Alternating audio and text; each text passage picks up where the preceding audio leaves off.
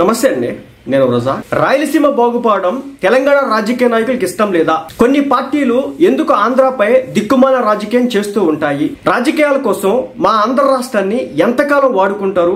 Elections వచ్చిన ప్రతిసారి ఎందుకు మా రాష్ట్రాన్ని అడ్డం పెట్టుకుని దిక్కుమాల రాజకీయాలు చేస్తూ ఉంటారు? ఉచితంగా పోయే నీటిని, సముద్ర పాలయ్యే నీటిని రాష్ట్ర ప్రయోజనాల కోసం మేము రాయలసీమకి తరలించుకుంటామంటే ఈ రోజున తెలంగాణలో ఉన్నటువంటి కొన్ని రాజకీయ పార్టీలు చేస్తున్నటువంటి రాజకీయాన్ని చూస్తూ ఉంటే అసహ్యం ఇస్తున్నటువంటి పరిస్థితి. నిన్న చంద్రబాబు నాయుడు గారు కూడా ఇంచుమించు అలాంటి మాటలే అన్నారు. బేసిక్ గా బనకచెర్ల ప్రాజెక్ట్ అంటే ఏవైతే మన గోదావరి జలాలు సముద్రంలో కలిసిపోతాయో ఆ నీటిని తీసుకువెళ్లి రాయలసీమ ప్రాంతాన్ని కనెక్ట్ చేస్తే గనక రాయలసీమ మొత్తం కూడా సస్యశ్యామలం అవుతుంది. అక్కడ పంటలన్నీ కూడా అత్యద్భుతంగా పండుతాయి. కాబట్టి మనం ఈ ప్రాజెక్ట్ చేపడదాం. 80,000 కోట్లతో ఈ ప్రాజెక్ట్ కంప్లీట్ చేస్తే గనక రాష్ట్ర దిశ మొత్తం కూడా మారిపోద్దని చెప్పి చంద్రబాబు నాయుడు గారు చెప్తే కొన్ని రాజకీయ పార్టీలు, కొంతమంది రాజకీయ నాయకులు బయటకు వచ్చి తెలంగాణకు సంబంధించి ప్రతినిత్యం కూడా విషం చల్లే ప్రయత్నం చేస్తున్నారు.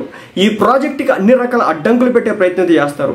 ఉచితంగా కొన్ని వేల టీఎంసీల నీళ్లు సముద్రంలో కలిసిపోతూ ఉంటే ఎవరికి ఉపయోగం? ఉప్పు నీటి పాలవుతూ ఉంటే ఎవరికి ఉపయోగం అడిగితే మాత్రం సమాధానం చెప్పరు. పైపెచ్చు వాళ్ళు మాత్రం ఎగుని ఎన్ని డ్యామ్లైనా కట్టేసుకుంటారు.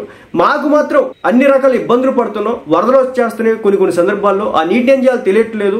కొన్నిసార్లు ముంపు గ్రామాలన్నీ మునిగిపోతూ ఉంటున్నాయి. కాబట్టి ఆ నీటిని మేము తరలించుకుంటాం అంటే రాజకీయం చేస్తున్నటువంటి తీరు ఆంధ్ర రాష్ట్ర ప్రజానీకానికి ఒక ఇంత బాధ్యత కలిగిస్తుంది. అయినప్పటికీ కూడా తెలంగాణకు సంబంధించిన కొంత రాజకీయ పార్టీలు కావచ్చు, కొంతమంది రాజకీయ నేతలు మాత్రం బుద్ధి అయితే మారుతున్నట్లు కనిపించింది.